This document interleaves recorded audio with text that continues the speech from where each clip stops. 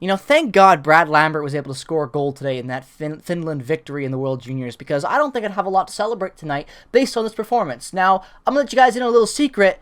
I didn't expect to win this game. Now, I know what you're thinking, oh, what a cynical bastard. But, that being said, I always have a little bit of optimism in every game. Even in a game like this with the lineup that we had out there, a little bit of optimism, but deep down I knew we weren't winning this game. No way we're winning this game. If you paid for admission tonight, I feel bad for you because you basically paid to watch the Manitoba Moose.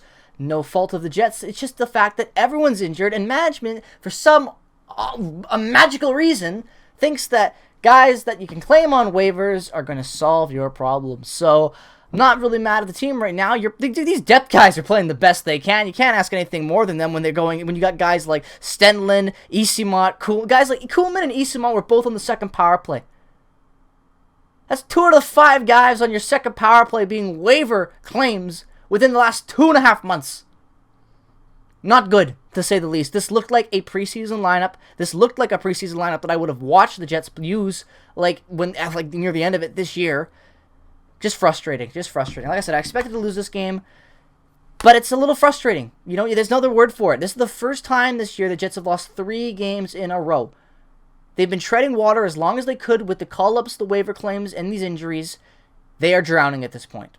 I know they're just supposed to be getting help back, but they are drowning. Like, tonight's game was evident of that. There was nothing good in this game, minus a Pierre-Luc Dubois goal with some nifty handles to drive to the net and roof it. Other than that, opportunities that you can never finish on, plays that would get started by 1 pass, but you could never make more than 2 because these guys just didn't have the skill and the playmaking to be able to do that against a hungry team like the Wild, and they just weren't able to get it done. You can't ask guys that are AHL players a week ago to jump into your top 6 and win. You know why we can't? Because we've seen that before. What happened when Josh Norrisy used to play with Nathan Beaulieu and Tucker Pullman? He wasn't Josh Norrisy. We debated trading him because he was that mediocre. When you put shit players, let me correct myself, depth players, not shit, in a spot that they're not meant to be in, you're not going to succeed. And even if they are able to get some strike magic for a little bit, that's not going to last. And, the genie is out of the bottle at this point for the Jets. Everyone knows that they're a battered up team and knows exactly how to beat them with their depth. And, Bonus has done the best he can, but now the responsibility falls on management to help support this team some more. Because Cole Perfetti goes out today. I know it's supposed to be short term, but again, we don't know. Blake Wheeler is still not coming back for a long time. Even if you get guys like Saku Menelainen back, oh, yay, that's great. I like Saku. He's been good. But Mikey Esamont's been better than him at times. All these depth guys have had moments where they've looked better than Menelainen, just how Menelainen's had moments when he's looked better than them at times. The bottom 6 has been a rotating carousel of guys. So, I hear guys on, Kevin Sawyer and a bunch of analysts on Twitter talking about how, we're getting healthy, we don't really need to make moves. I don't see the additions of Mason Appleton and Saku Menelainen to this team are going to just make things immediately better for us. Yeah, Mason Appleton had a couple decent games up there in the top 6, but at the start of the year, he was okay. He had one great game that he played best hockey in the NHL, the 3-point game. I don't even remember who it was against, but it was early on in the season before the injury. He was great, don't get me wrong, but I'm not putting all my eggs in one basket on Mason Appleton there to come back and fix this top 6. This team needs something right now.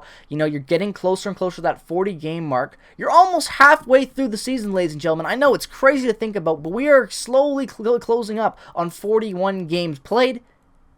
We're getting too close for comfort when it comes to the amount of injuries and long-term effect we have on this lineup. Nate Schmidt being out as well. Capobianco isn't going to, impress anyone beyond belief. But, Ville Heinola should be getting opportunities at this point.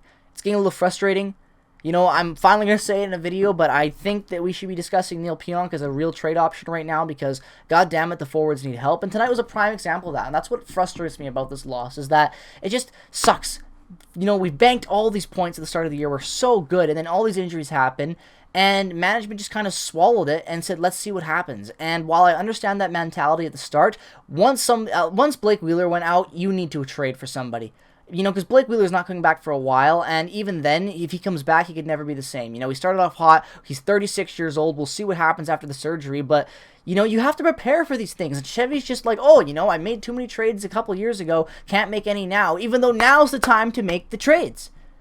Now's the time where there should be Jets in every trade rumors out there. Chevy should be dialing everybody, and I hope that he is, because if I'm not seeing it, I hope that he's actually still making those calls, because we need some help. Tonight's week's game was a prime example of that. Nothing to talk about. It's like it's almost like the Manitoba's, it's like, oh, hey, the Manitoba's Moose, they're not an NHL team for a reason, True North. You've got them down there in the A for a reason. Chevy needs to wake up and make some trades, or else all the points that we've banked up are going to go to waste, and you're not going to matter, because Minnesota is chasing, let me pull up the actual standings right now, because you guys know me, as always, I never have them up to begin with. But, you come over here, and right now we're 43 points, second in the Central with 35 games played. We've slipped now from that race with Dallas. They've got 48 points in 36 games played for that top spot. The Wild have 42 points in 34 games. They have a game in hand on us, and they're only a point back, and they just beat us tonight, so yikes, not good. And the Avalanche are at 40 points right now with 3 games in hand on us. So, yeah, you heard that right.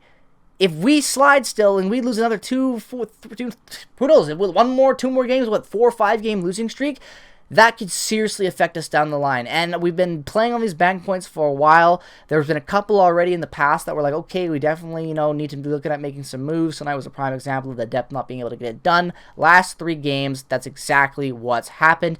Now is the time to make some moves. It's not even a panic thing. It's like you've done as best as you could up until the point where you're drowning.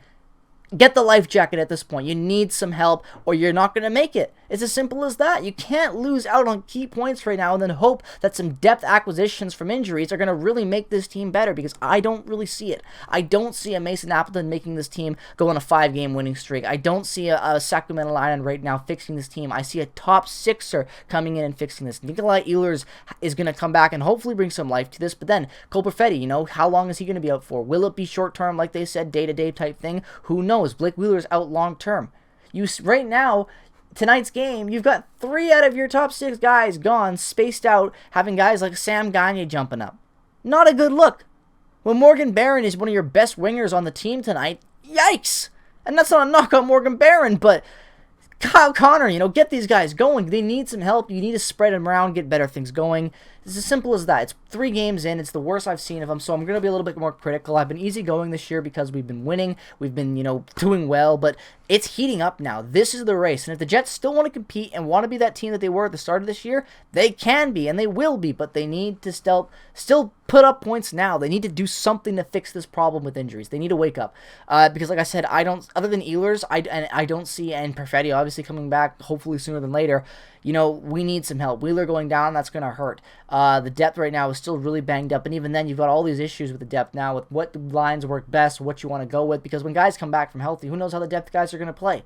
There's going to be so much experimenting again, figuring things out, finding new chemistries and pairs, who worked well when the injuries were here, who were the good call-ups, Kuhlman, all these different answers. They're all going to start to pile up, and I still think that the Jets need a winger. They need a winger to solidify this team. A center would even be better, but that's just me. I think wingers though would be great right now. You gotta stack that right wing desperately. But yeah, that's just my thoughts. Bad game tonight. Bad game tonight. Gonna have to see more from them. But yeah, first 3-game losing streak of the season. Definitely deserves a little bit of a rant-esque video for old time's sake. So let me know what your thoughts are on these 3-game slide we're on right now. What do you think the Jets could do to fix it? Let me know what your favorite moment was from tonight. Psych! I bet there wasn't one. Well, I'll say the Dubois goal, but even then, a little bit of leeway with that. But either way, thanks so much for watching. I hope you enjoyed. First time, check out the channel. Definitely drop a subscription and drop a like. Turn notifications if you haven't already. Follow me on Twitter, Instagram. Check out all the affiliate links down in the description below. Thank you so much for watching. Peace, love, and positivity. As always, have a great rest of your day. Go Jets, go! And I'll see you guys in the next one.